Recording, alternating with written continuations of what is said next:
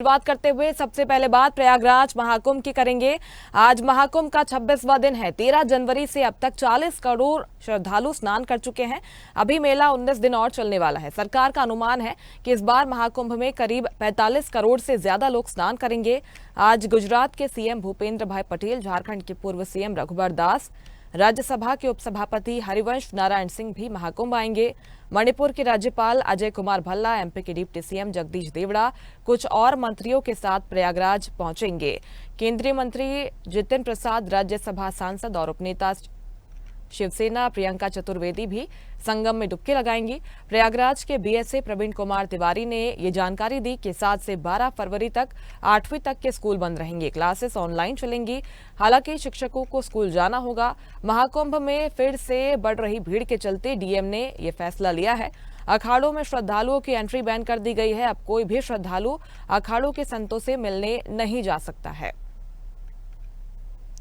महाकुंभ का आज 26वां दिन है और संगम में श्रद्धालुओं की आज भीड़ दिखाई दे रही है। एक बार फिर से यहां पर भीड़ बढ़ गई है। करोड़ों श्रद्धालु अभी तक स्नान कर चुके हैं। गुजरात के सीएम का भी यहां पर आगमन होना है और इस भीड़ को देखते हुए 8वीं तक के स्कूल 12 फरवरी तक बंद कर दिए गए हैं। डीएम ने इसको लेकर फैसला लिया है। अखाड़ों में अब एंट्री नहीं हो सकेगी। 40 करोड़ श्रद्धालु अभी तक महाकुंभ में स्नान कर चुके हैं। हालांकि प्रशासन अभी भी अलर्ट मोड पर है। भीड़ बढ़ रही है, इसकी निगरानी की जा रही है। किसी भी तरह की लापरवाही न हो, इसको लेकर तमाम इंतजाम किए जा रहे हैं। और इस खबर पर ज्यादा जानकारी लेंगे। प्रयागराज से हमारे सहयोगी राघवेंद्र मिश्रा लाइव जुड़ गए हैं। राघवेंद्र, अब धीरे धीरे हम देख रहे हैं कि भीड़ एक बार फिर से बढ़ रही है। वीआईपी मूवमेंट भी बढ़ रहा है और प्रशासन के क्या कुछ इंतजाम है अब महाकुंभ को लेकर?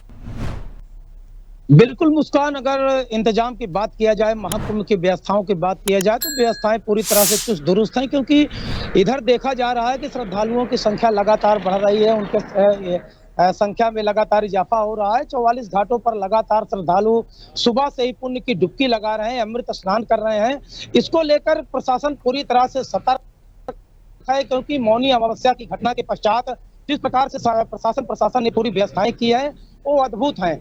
अगर कल की बात किया जाए तो कल प्रशासन का अनुमान नहीं था कि इतने लाख श्रद्धालु संगम नगरी में आएंगे, आस्था की डुबकी लगाएंगे, क्योंकि पिक डे कल नहीं था। पिक डे जो पर्व डे होता है, उस दिन तो श्रद्धालुओं का माना जाता है कि दिन करोड़ के ऊपर श्रद्धालु आएंगे। उस दिन व्यवस्थाएं चुस्त दुरुस्त तो रहती ही हैं, किंतु जो कल का आगमन हुआ, 70 लाख के ऊपर श्रद्धालु संगम नगरी में पहुंचे, संगम तट पर पहुंचे, पुण्य और आस्था की डुबकी लगाई। उसको लेकर प्रशासन ने पूरी तरह से व्यवस्था दिखाई, पूरी तरह से स्पष्टता दिखाई, पूरी तरह से चुस्ती और दुरुस्ती दिखाई। तो लगातार जो संगम स्नान कर रहे हैं श्रद्धालु, उनकी संख्या में वृद्धि हो रही है। इसलिए 40 करोड़ का आंकड़ा पार कर चुका है आज महाकुंभ नगर। जिस प्रकार से प्रशासन का अनुमान था कि 40 से 45 करोड़ श्रद्धालुओं का आगमन होना है, 26 फरवरी तक होना है, तो आज ही अगर आज सुबह की बात किया जाए, 8 बजे सुबह की अगर बात किया जाए, तो लगभग 26 लाख के ऊपर जो है श्रद्धालु आज प्रातः 8 बजे तक स्नान कर चुके हैं, पुण्य की डुबकी लगा चुके हैं।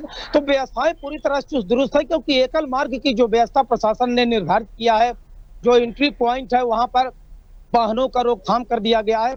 जो भी बड़े वाहन उनका निषेध कर दिया गया है, जिससे श्रद्धालुओं को कोई असुविधा ना हो, कोई दिक्कत ना हो। तो सुविधापूर्ण ढंग से श्रद्धालु संगम के घाटों पर पहुंच रहे हैं। 44 घाट जो वीआईपी घाट बनाए गए हैं, वहां पर श्रद्धालु सुलभता पूर्वक स्नान कर रहे हैं। और आज जो आगमन होना है भूपेश भाई पटेल का, जो गुजरात के मुख्यमंत्री हैं, राज्यसभा के उपसभापति जी का भी आज आगमन है। साथ ही साथ केंद्रीय मंत्री जितिन प्रसाद जी और जो शिवसेना की जो प्रियंका चतुर्वेदी है, सांसद है, उनका भी आगमन होना है। इनके साथ साथ कई नेता मंत्रियों का आज यहाँ पर आगमन होना है। कुंभ नगरी में वो पुण्य की डुबकी लगाएंगे, आस्था की डुबकी लगाएंगे। और उनकी व्यवस्थाओं को लेकर भी, वीआईपी मूवमेंट को लेकर भी प्रशासन पूरी तरह से तैयारी कर लिया है, क्योंकि उनका जो मूवमेंट होगा श्रद्धालुओं के मार्ग से नहीं होगा। उनको सीधे डीपीएस हेलीपैड पर ले जाया जाएगा। वहां से उनको सीधे मिनी क्रूज से, नाव से, जो भी वहां पर प्रशासनिक व्यवस्थाएं हैं, उनके माध्यम से उनको संगम क्षेत्र में ले जाएगा। संगम में पुण्य की डुबकी लगाएंगे। इसीलिए श्रद्धालुओं की सुविधा का विशेष ध्यान रखा गया है कि श्रद्धालुओं को कोई असुविधा ना हो, कोई दिक्कत ना हो। और दूसरी बात अगर कर लिया जाए कि जो 144 वर्षों पश्चात ये संयोग बना है, शुभ संयोग बना है। देश का हर व्यक्ति, हर बच्चा, हर बुजुर्ग, हर हर इंसान, हर महिला इस पुण्य की डुबकी में भागीदार होना चाहती है इस महाकुंभ में, क्योंकि शास्त्रों में अगर वेदों की बात किया जाए तो वेदों में भी उल्लेख मिलता है कि अश्वमेध सहस्राणी वाजपेय शतानिचा लक्ष्य प्रदक्षिणा भूमि कुंभ स्नानेन तत्फलम।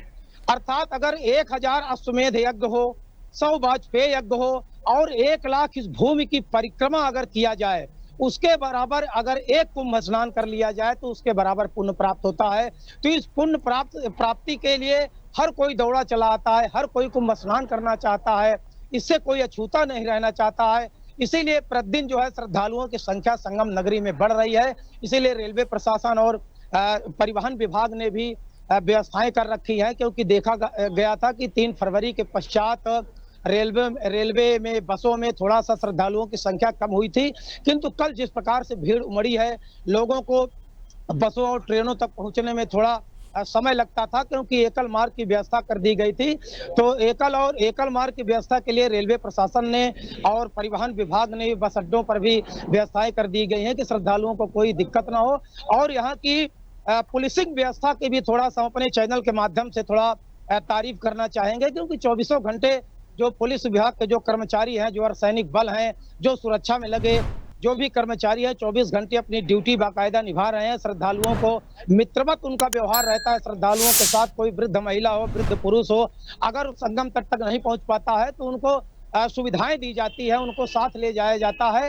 हालांकि जो व्यवस्थाएं की गई है, चाहे जिस रूट से आना हो, क्योंकि प्रयागराज जिले के जो भी सीमा से जो भी लगे हुए जिले हैं, 8 जिलों से जो व्यवस्थाएं की गई है, वहां पर जो भारी वाहन है, जो 4 व्हीलर वाहन है, उनको निषेध कर दिया गया है, उनको रोक दिया गया है, जिससे श्रद्धालुओं को आवागमन में कोई दिक्कत ना हो। इसलिए पैदल मार्ग ही मेला क्षेत्र में प्रवेश कराए जाएंगे। केवल मीडिया कर्मियों के 2 पहिया वाहन वहां पर जाएंगे, एम्बुलेंस की जो वाहन है वो जाएंगे, और पुलिस की जो व्यवस्थाएं हैं जो वाहन हो जाएंगे। शेष वाहनों को निषेध कर दिया गया है। तो वीवीआईपी मूवमेंट को देखते हुए श्रद्धालुओं को किसी प्रकार की कोई असुविधा ना हो, इसका भी मेला प्रशासन ने, जिला प्रशासन ने पूरी तरह से ख्याल रखा है।